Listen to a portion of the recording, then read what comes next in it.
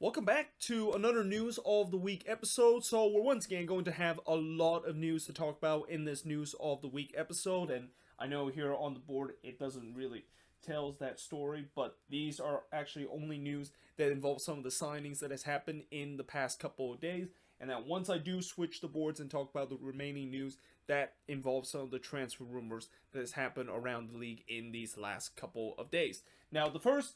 news we're going to talk about involves Thierry Henry, who is reported that he could be heading back to Europe and is actually reported to be in talk with Bournemouth to becoming the next head coach and manager of that team. Now, what's interesting about this report is the guy that actually tweeted out this report, which was a guy called McAdams, where he tweeted out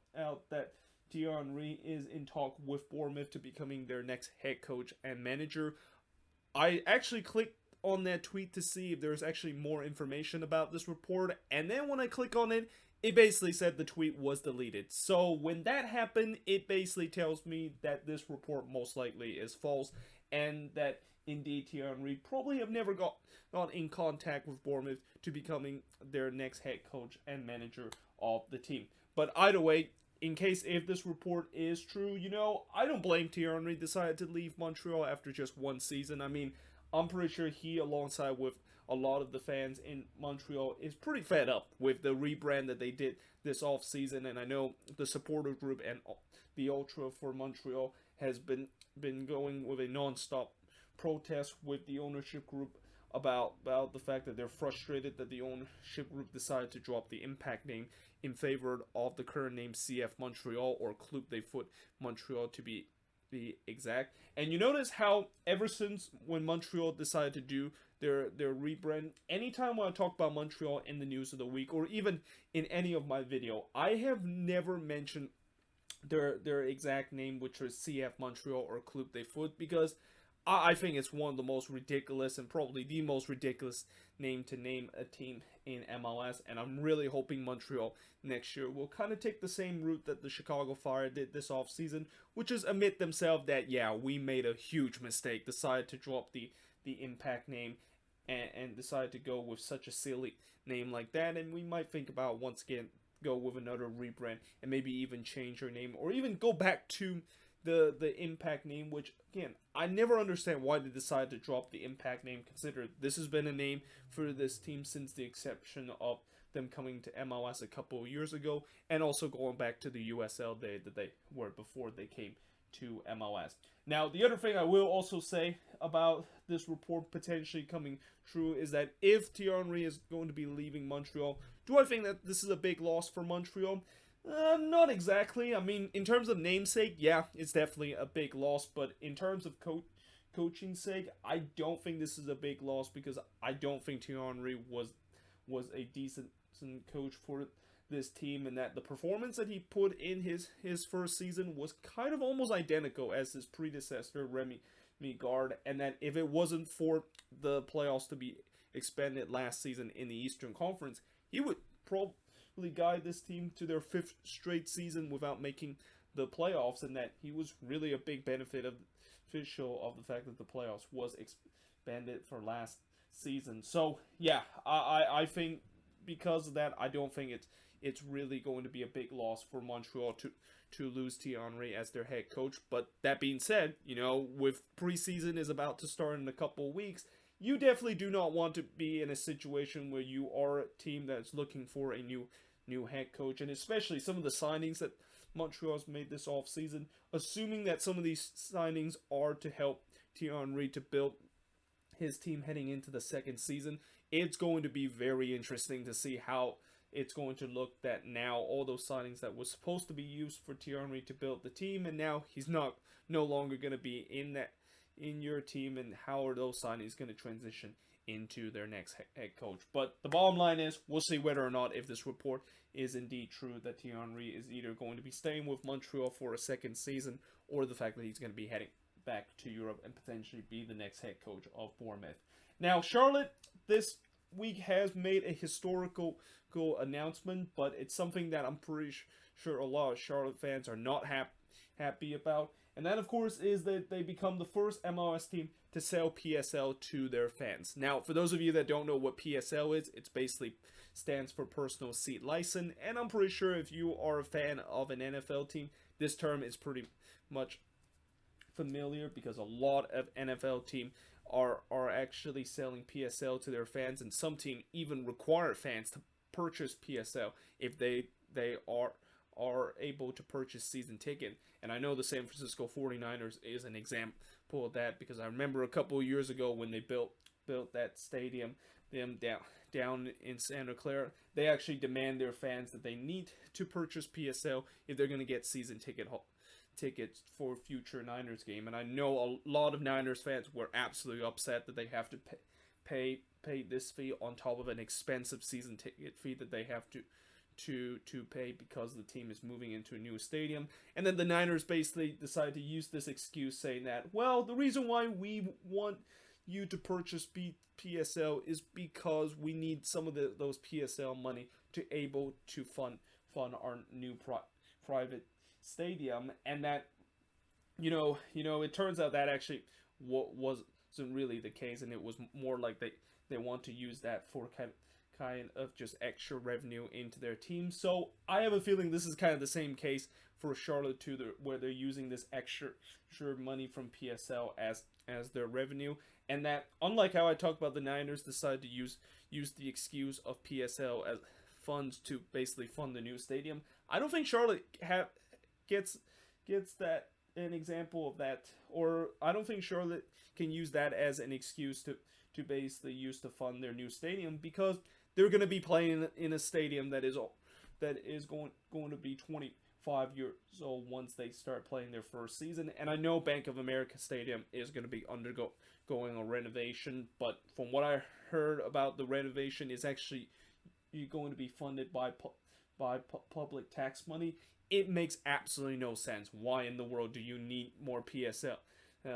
money to basically fund your renovation when it's already being paid by public tax money? And in other words, it basically is what I talk about, how it's just a sorry excuse for teams to kind of hide the fact that we're using those money to help fund those stadiums, but in reality we're actually using that money to basically add more revenue to our team. Now, the other thing I will also interested to see is, will this actually cost the season ticket sale for this team to decrease because of that? And I already look at some of the season ticket prices that Charlotte have announced for their inaugural season, and let's just say they could be at the top of the list in terms of the most expensive season ticket out of any team. Like, their supporter section season ticket is already about $560, which I think that's the most expensive supporter section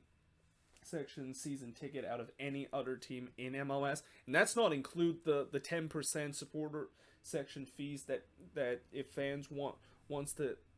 buy tickets or buy a season ticket at the supporter section, that they have to pay on top of that. And if you kind of add on top of that, it could get into probably 4-digit in terms of paying a season ticket for this team. And I would never thought there would be a day where there would be a team that is asking their fans, and especially their most hardcore fans, sitting in the supporter section, and they have to pay 4-digit in order to buy season ticket on that. So yeah, this is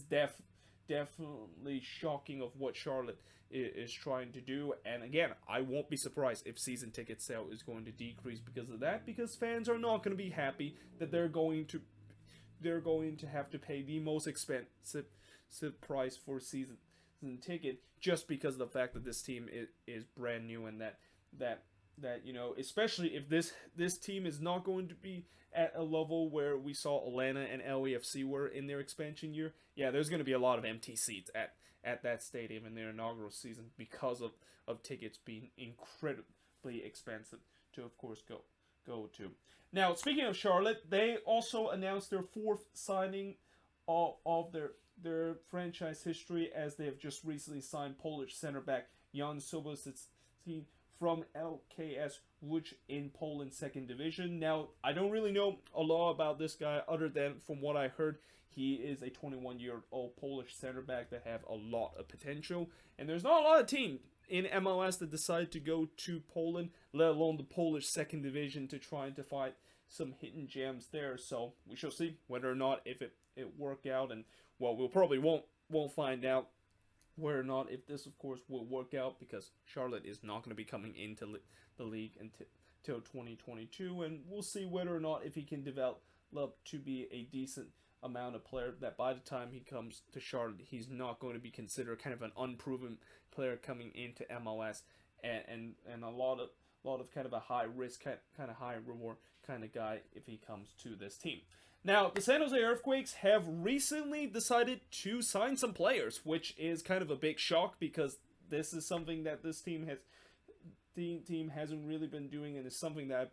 been praying for them to do for the past 2 off season. But for once, they're actually started to listen to me and pretty much listen to the fans that they're actually decided to sign some players. Now, the first signings that they of course made, well, actually this is the most recent signing that they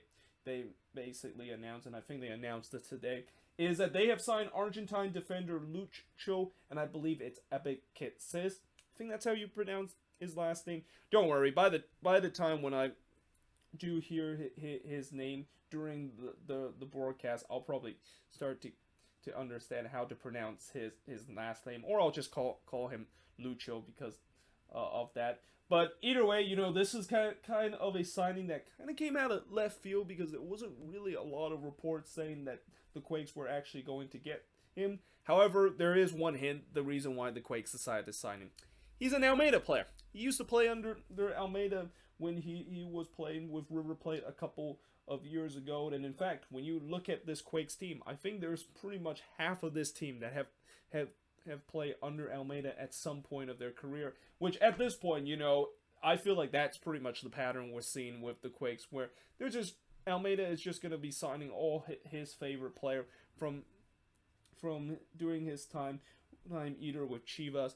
Banfield, or even in River Plate, and basically jailed them into a Quakes team, which is not the worst idea. I mean, maybe all those players would turn out to be good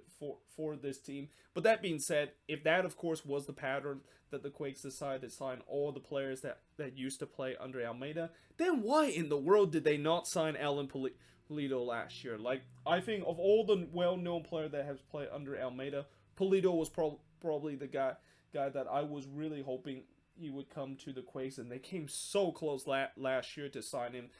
but unfortunately Sporting KC of course hijacked that deal, and the rest is pretty much history of how good he was with that team instead of what he could have been with the Quakes. And especially if Polito was actually with the Quakes instead of with Sporting KC, we would never have this discussion of who exactly is going to be the future number 9, and probably address the biggest issue that we need this offseason, which is that number 9 position. Now, speaking of number 9 position, the Quakes did actually sign a number 9 by signing Benji Kikanovic from the now defunct Reno 1868 in the USL. Now, just for you that don't know, no, he does not used to play under Almeida. He's actually a relatively young player, only 21 years old, and this is kind of more of a homegrown kind of signing because he's also from San Jose. But I'm pretty sure this is definitely not a signing where it makes me think that he could be definitely the guy that could be replacing Wando in that number 9 position. I'm assuming he is probably just kind of a Danny Houston kind of replacement, where he could be a third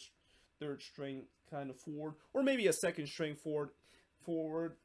if Almeida does not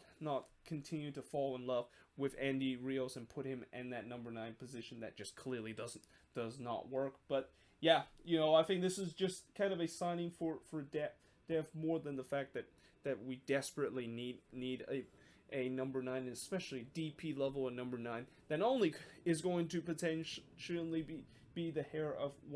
Wando after he retired at the end of the season, but actually a long-term future for this team. Because as much as I know Wando is going to pretty much go all out this year and put out his best effort, knowing the fact that this is most likely his last season, you do not want to have to rely on him one last season, and especially the fact that the longer we don't have a plan to basically replace him, the more nervous that I have with team. And that, I know some people will say, well, why don't the front office just have to wait until the next off season when they actually will force to have to think of a way to replace Wanda? Yeah, you think this front office with some of the signings that they made and some of the ambition that they've shown in the past couple of seasons will actually think about potentially replacing a legendary player that is Chris Wondolowski? Most likely not. They're probably just going to screw it up, and that it turns out next season we're going to really start talking about how, well, the front office once again failed us, and the fact that they decided to not find a real true number 9 DP kind of player that could potentially be the next Wando and could be the guy that we could rely on as a goal scoring threat in terms of that position. Now, moving on in terms of next news and sticking with talk about number 9 players that have been signed with a club. Well, Montreal has signed Eric Hotado off of free agency. Now, I was actually surprised that Sporting KC decided to let Eric Hotado walk, especially the fact that, you know, when you look at this SKC front line, sure, they of course have some decent player like Polito and Johnny Russell and also Kyrie Shelton, but they don't really have a lot of depth besides that. And I thought Hotado, during his time with SKC, he was a very serviceable player going for on the attack. So it was kind of a bit of a surprise that they decided to let him walk, and Montreal basically decided to snatch him up. And this is kind of another latest signing that Montreal is trying to kind of improve their attack, and that they're really hoping that Hotado, alongside with the guys like Mihailovic that they signed during this off season, is going to be guys that's going to improve their attack, and that they don't have to heavily rely on Ramel Kyoto as the only real goal scoring threat on that team heading into next season. Now, the LA Galaxy have signed Onel Fisher off of free agency too, and this is clearly a signing where the Galaxy are desperate in terms of trying to solve an issue that they've been having so much problem for the past couple of years, which is how to actually feel a decent enough back line. And, you know, adding Onel Fisher, I don't know if it's going to add quality in terms of what is considered one of the worst back line in the league, because I know a lot of DC fans have said that Onel Fisher wasn't really one of the strongest defender on their team, and it was no surprise that they decided to let them go. But at the same time, you know, for the Galaxy, knowing the fact that they need to find some reinforcement, and they know that already their back line is one of the worst, surely they can bring a guy that might be part of the team that has a better back line and have a better defensive record, can really help shore up their defense, even though some of the fans that talks about how Onel Fisher is being one of the weakest defender for this DC team, and he probably is not going to improve the way that the Galaxy backline is going to be heading into next season. Now, moving on into the last news on this board and the last signings to talk about is that the Houston Dynamo has re-signed Bonet Garcia to a contract extension, and this one is pretty much a no-brainer. Like, if they're going to sign Mino Figueroa to a contract extension, I have a feeling they're going to sign Bonet Garcia, because they know that these two guys are really the core and the leader of this team, and it's not surprised that they decide to sign first Mino Figueroa a couple of weeks ago, and now also bring back Bonet Garcia to be in this team and being a veteran present in that locker room for this Houston Dynamo team. But that being said, I'm now going to be switching boards and look at some of the transfer rumors that has happened in the past couple of days. So, I know I said earlier that I was going to talk about some of these transfer rumors that happened in the past couple of days on the second board, but what I'm actually going to first talk about on the second board is two players that is going to be joining a new team in a new league after they were let go by their respective MLS club this offseason, and also talk about a signing that I forgot to mention on the first board, but I'll now mention it here on the second board before we get into the transfer rumors. Now, for these past 2 weeks, there seems to be a deal that's been made between MLS and the K-League, and the K-League pretty much is saying that, well, we've sold you some of our decent player in to MLS, but now in exchange for that, we need to get some of your decent player to play in our league. And indeed, this kind of deal is now being reached, because now we see two MLS player, that is Vaco and Jerso, who of course had their contract declined by their respective club. Well, they're now going to be going into the K League, where Vaco is going to be joining Ulsan Hyundai in the K League, while Jerso is going to be joining Juju United in the K League. Now, obviously, as a Quakes fan, I wish Vaco the best in terms of him going to Ulsan Hyundai, and he's definitely going to be going to a club that will definitely have a better chance of winning trophy, and especially joining a club that just won the AFC Champions League this prior season. Whereas for Jerso, you know, pretty sure SKC fans are wishing him the best to go to a new team, but unfortunately for Jerso, unlike how Vaco is going to be joining a relatively decent team, he unfortunately is going to be joining a team that just got promoted in the second division of the K League, and I don't know how good of a survival rate that teams from the second division of Korean soccer does in their first season in the top flight. But you know, if you ask me, who probably is going to have a chance to win a trophy and have more success with their team compared to these two players, most likely it's going to be Vaco with Ulsan Hyundai compared to Jerso being with Juju United. But that being said, if you would also ask me who probably is going to be having more success to join their team in terms of their individual performance, then it will be very interesting to see how that's going to go. I mean, I think you know, when you look at these two players are kind of something in terms of what you think about him. It's kind of similar, where, you know, I remember during the time when Vaco was with the Quakes, I always feel like he could be a player that he has the potential to be a decent player, and when he is actually on, he could definitely be one of the best attacker in the league. But the problem is he's also inconsistent, and when he's not on, he could be a very frustrating player to see. And the same can go with Jerso, where when he is on, he could be a dangerous kind of winger for this SKC team. But when he's not on, SKC fans are asking how in the world is he still part of this team, and why they decide to not sold him for the past couple of years. So yeah, overall, you know, I still wish both of these players good luck, and especially Vaco good luck in terms of joining a decent team. But now moving on in terms of the next news, and talk about the last signings that I forgot to mention on the first board. Involved Nashville decided to sign USL defender Robert Castellanos. Now, no doubt this is definitely a signing to add more depth in terms of their defense, because most likely I don't think this is going to be a guy that's going to be a regular starter, consider their back line is definitely one of the most solid, and I'm pretty sure there's not a lot of guys on that back line that have not already solidified themselves as regular starter for that team. But that being said, you know, it's great to see Nashville decide to add more depth even to their strongest point, because, you know, coming into this season, you definitely want to make sure you have as much depth as possible in terms of every position you have, because in case if there is some injury that you have suffer in one position, or God forbid if there is players that's going to suffer from testing positive for COVID-19, you could potentially be missing those players for a couple of days. And if it's one of your starter, you better hope that